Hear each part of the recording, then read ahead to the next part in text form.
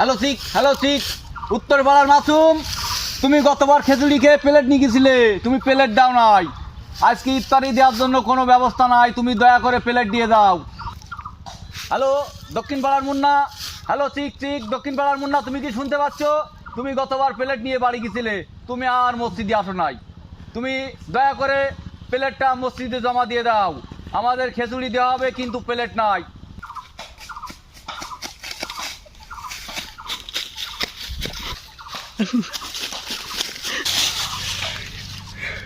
হ্যাঁ মাসুম, এই খালা চিনাই দিকান তুই খেসাড়ি দেবেন না? খেসাড়ি তুই গত রোজায় নিক বাড়ি গেলি নি? এই 1 বছর তুই কন ছিলি? ছিলাম তো, বাড়ি ছিলাম।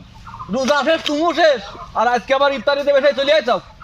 আপনি যদি আসতে করলে না করলে তো আমি আসতাম না। প্লেট কর কান্দর, আপনি যদি না ডাকতেন তাহলে আমি জীবনেও আসতাম না। কান্দর আপনি আসতে কয়েকজন বলে তো আমি আসছি, নাহলে জীবনেও আসতাম না, বিশ্বাস করেন। তুই প্লেট নিয়ে গেছে সেই অপরাধে তোর কান্দর টিবে।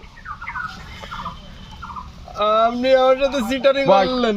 ভাই আপনি না করলে আমি জীবনেও আসি। ভাই ওঠ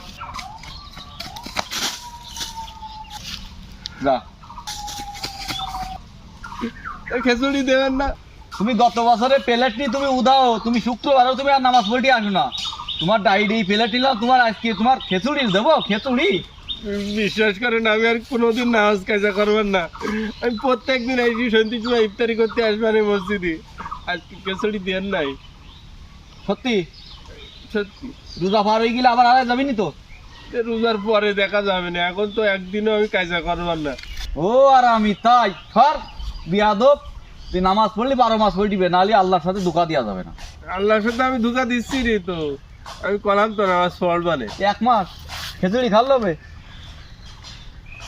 12 মাস তো খেচুড়ি দিয়ে না, তাহলে কি করবো? তা ও তোমার খেচুড়ি দিলি তুমি বইকে, তুমি কোন মাপের বিয়াদব বোঝা যাচ্ছে তো।